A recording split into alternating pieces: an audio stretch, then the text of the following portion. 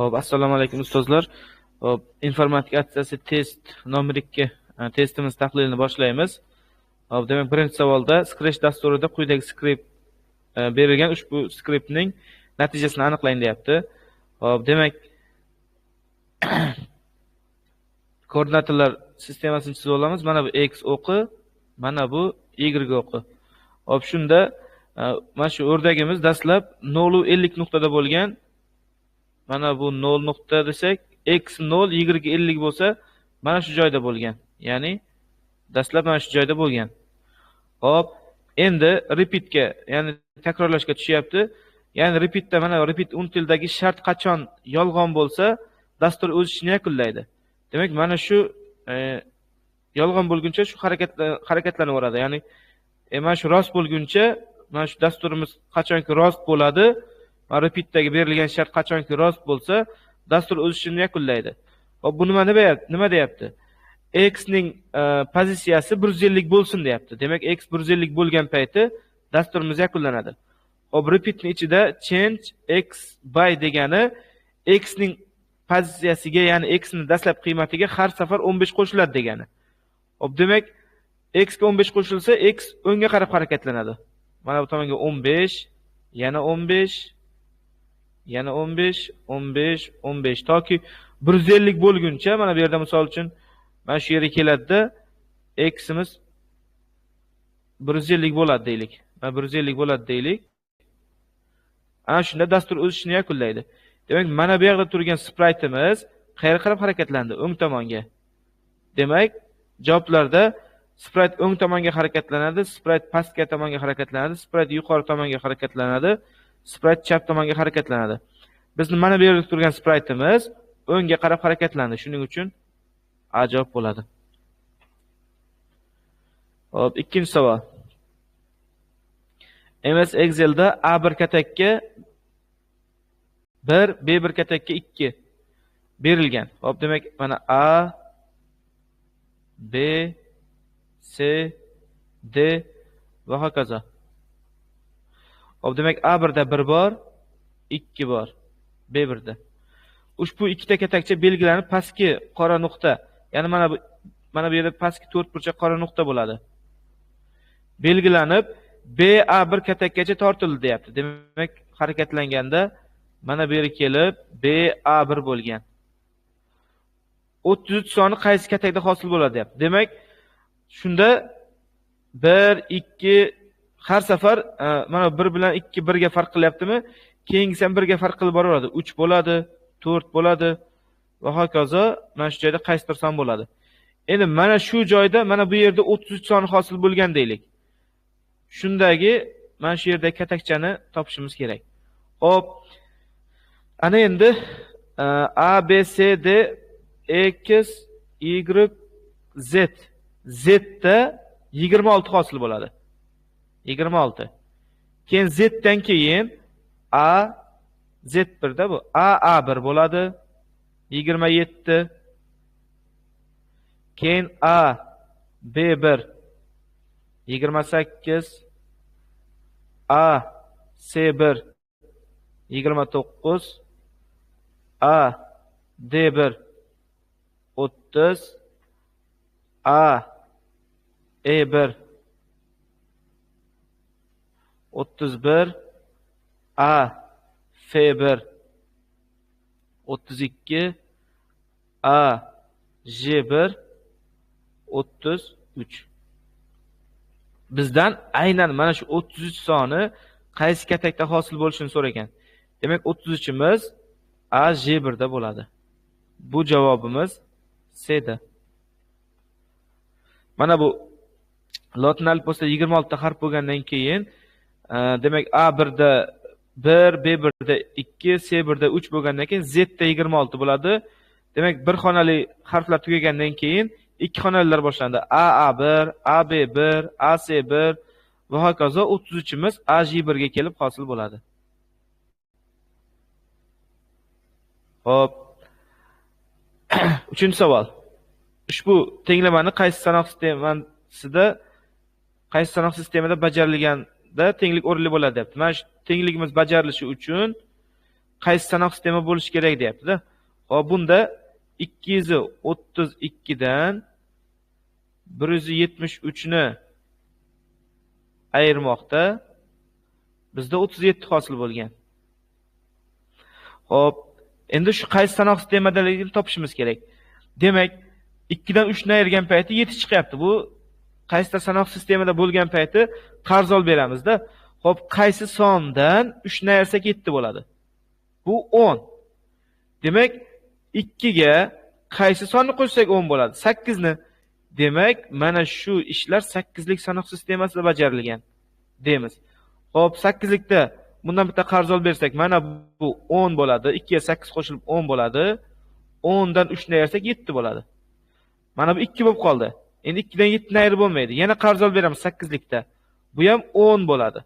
Ana endi 10 dan 7 ni ayirsak 3 bo'ladi. Mana shunday. Bu 1 bo'lib qoldi. 1 dan 1 ni ayirsak 0. Buni 37 hosil bo'ladi. Demak, mana bu tengligimiz hosil bo'lishi uchun 8 lik sanoq sistemasida bajarilgan bo'lishi kerak. Dey javob. Hop, 4-chi. Hop, mantiqiy ifodaning rost qiymatlari yig'indisini hisoblang deyapti. Demak, biz mana shu berilgan mantiqiy ifodaning rost qiymatlari yig'indisini hisoblash uchun shu ifodaning rostlik jadvalini tuzamiz. Demak, rostlik jadvali 3 ta o'zgaruvchi bor. 3 ta o'zgaruvchimiz bor.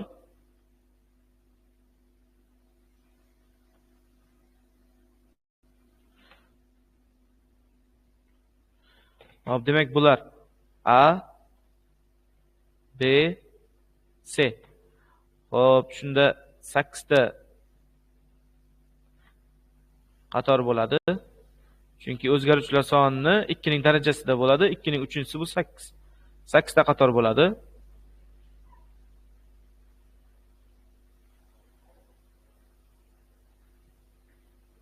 Hop, demak A 0 0 0 0 0 1 0 1 0 0 1 1 1 0 0 1 0 1 1 1 0 1 1 1. Mana berib chiqdi. Endi birinchi bo'lib qavsni bajaramiz. A ni B ga qo'shamiz. A ni B ga qo'shsak 0 0 ga 0, yana 0 0 0 0 birimiz 1 0 birimiz 1. Mana bu 1 mi? Hammasi 1 bo'ladi. 1 1 1 1. Endi mana shundan chiqqan javobga C ni qo'shamiz. Hop, mana bu ikkalasini qo'shamiz. 0 1 1 1 1 1 1 1. Hop, endi shu qavsdan chiqqan umumiy mana bu natijaga, ya'ni 2 deb belgilab oldim, shu natijani A ga ko'paytirishimiz kerak. Hop, mana bu bilan mana bu ikkalasini ko'paytirishimiz kerak. 0 ga 0, 0, 1 ga 0, 0, 0 1, 0, 0 1, 0. Bu ham 4 ta 1, bu ham 4 ta 1, bu yoq 1 bo'ladi.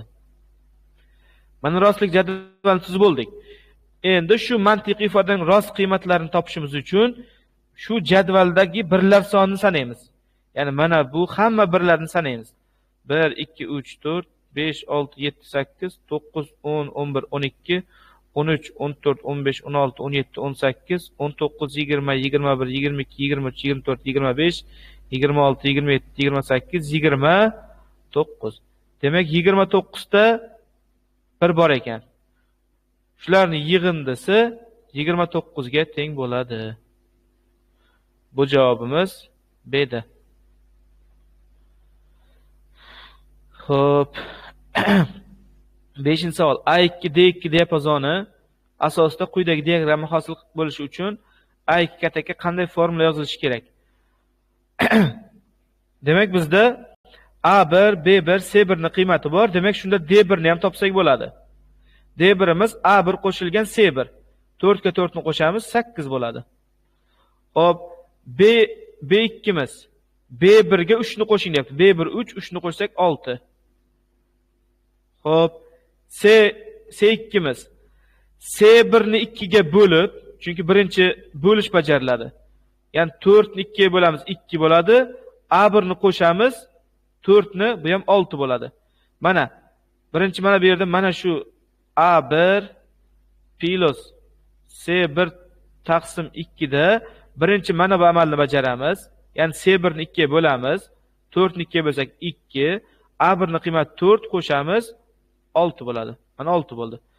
Ana endi D2'miz D1 dan ya'ni 8 dan 2 ni ayring deyapti. Bu ham 6. Demak B2, C2, D2 ni qiymati bir xil. Diagrammadan berilgan mana bir xilligi. Hammasi 6 ekan. 6. Xo'p, shunda A2'miz bulardan bitta kam. A2'mizning qiymati 5 ga teng bo'ladi. Mana 1, 2, 3, 4, 5, 6 desak, ulardan bitta kam bo'lsa, mana bu 5 ga teng ekan. Xo'p, demak 5 soni chiqadigan formula qaysi biri? Mana bitta-bitta ko'ramiz. B1 plus A1 deyapti. B1 ga A1 ni qo'shing deyapti. Bu 7 bo'ladi. Demak bu emas. Hop, C1 ni 4 ga bo'ling deyapti.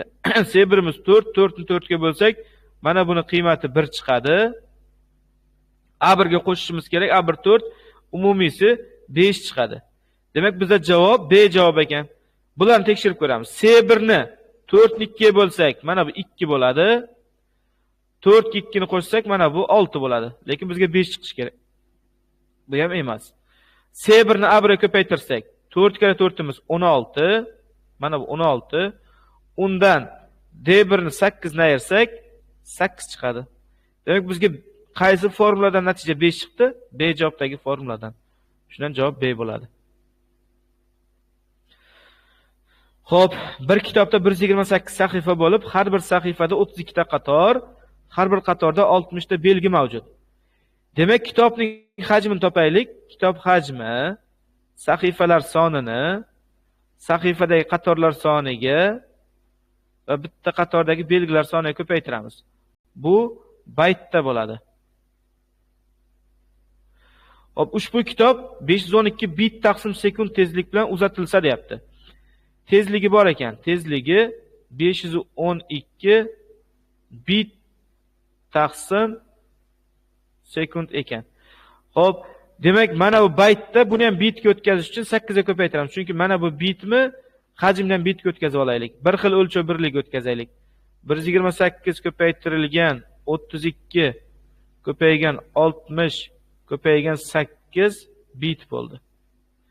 Ana endi vaqtni t ni topishimiz uchun axborot hajmini uzatish tezligiga bo'lamiz. 128 ko'paytirilgan 32 ko'paytirilgan 60 ko'paygan 8 bitda. Hop, 512 bit taqsim sekund. 512 ni 128 ga bo'lamiz, 4 bo'ladi. 32 ni 4 ga bo'lsak 8 bo'ladi. Bit bilan bit qisqaradi, sekund tepaga chiqadi.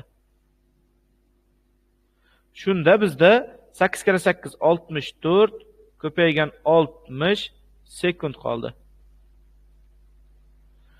Xo'p, ana endi sekundda berilgan qiymatlar 3600. Mana buni ko'paytirsak 3600 dan katta chiqadi. Shuning uchun A javob emas. 240 sekund. Ikkalasini ko'paytirsak 240 dan ko'p chiqadi. Demak, sekundda berilgan javoblar to'g'ri emas. Minutga o'tishimiz uchun 60 ga bo'lamiz. Hop, 60 bilan 60 qisqaradi. 64 minut degan javob chiqadi. Demak, bu javobimiz D da. Hop, shunday ikkilikda berilgan n natural sonni aniqlashimiz kerak. N natural sonni aniqlashimiz kerakki, 151 sonidan, ya'ni 10likda berilgan 151 sonidan n sonni ayrilganimizda natijaning ikkilik sanoq sistemasidagi ko'rinishi faqat birlardan iborat ekan. Men oldin mana shu 151 ni 10likdan ikkilikka o'tkazaman. 151. 151 ning ichida 2 ning 7-chisi bor. 128 plus 2 ning Xo'p,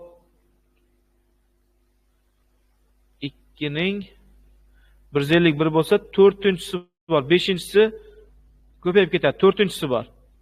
Hop, 128 ga 16 ni qo'shamiz, 144. Hop, 2 ning ikkinchisi bor. 144 ga 4 ni qo'shamiz, 148. 2 ning birinchisi ham bor. 150. 2 ning 0-inchisi ham bor. 151 bo'ladi shunda. Hop, 7 bor darajalarga 1 ni qo'yamiz. 7-inchisi bor.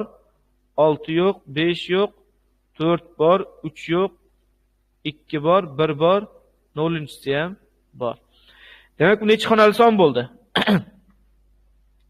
Mana shu sondan 111 sonidan ikkilik soniq sistemasida berilgan n sonni ayirsak, mana bu yerda chiqadigan natijamiz faqat birlardan iborat ekan. Xo'p, mana bu kamayuvchimiz 8 xonali sonmi? Eng ko'pi bilan birlarimiz 7 xonali bo'lishi mumkin.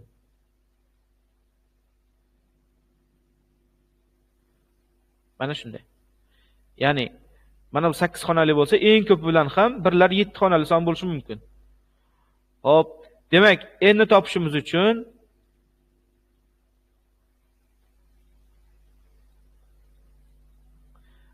ayiramiz.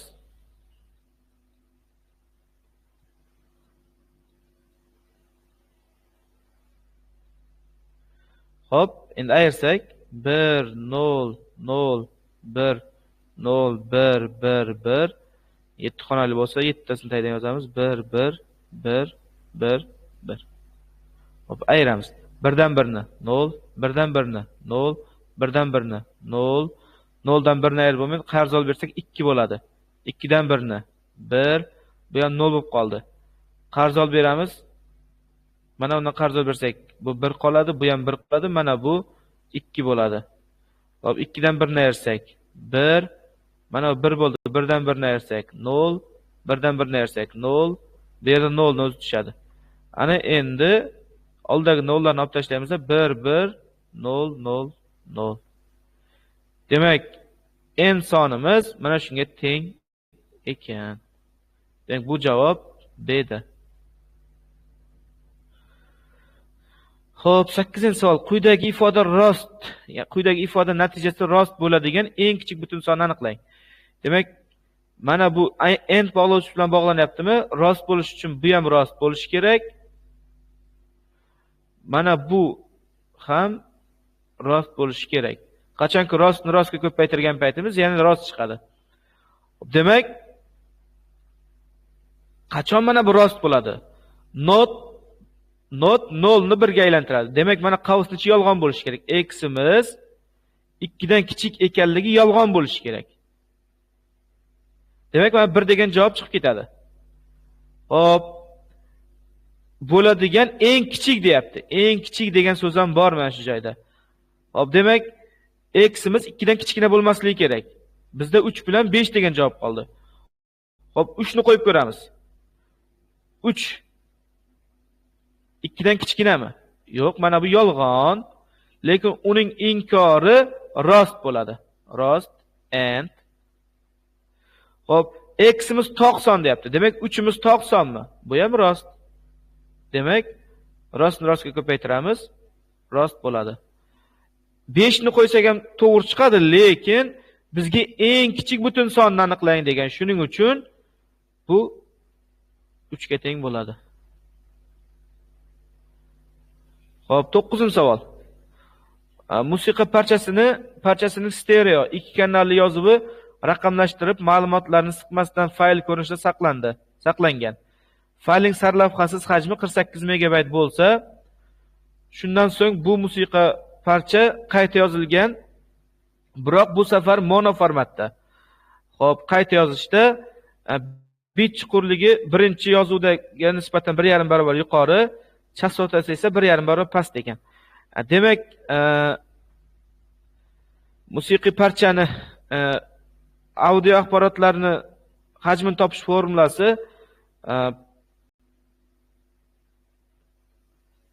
i barobar i ko'paytirilgan Mana bu yerda n ham qo'yaylik.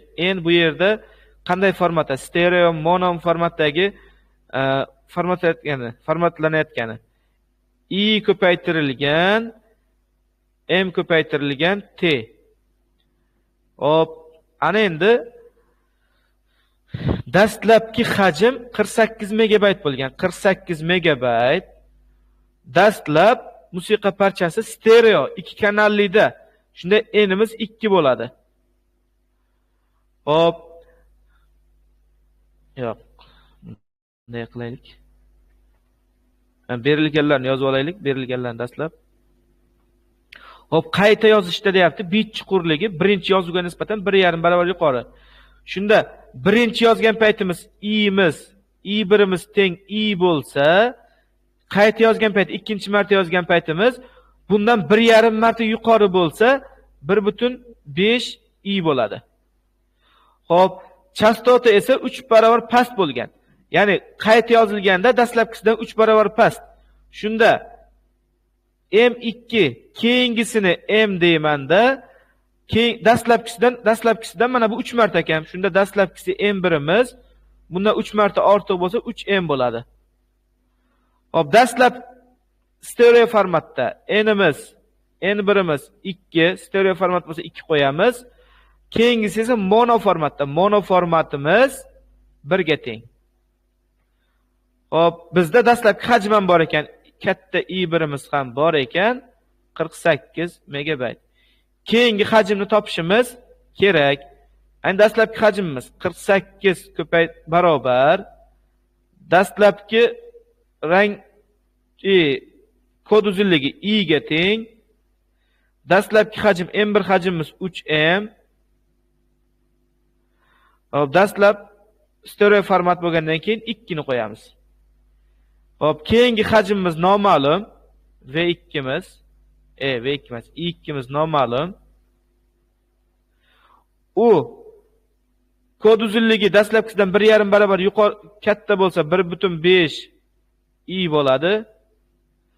Hop, chastotasi dastlabkisidan 3 marta kam bo'lsa m bo'ladi. Mono format bo'lganligi uchun 1 qo'yamiz. Tenglikni ikkala tomonini mos ravishda bo'lamiz. Hop, mana bu i bilan bu i qisqaradi. Hop, mana m bilan m ham qisqaradi. Shunda 48 taqsim i2 3 kare 2imiz 6 taqsim 1,5.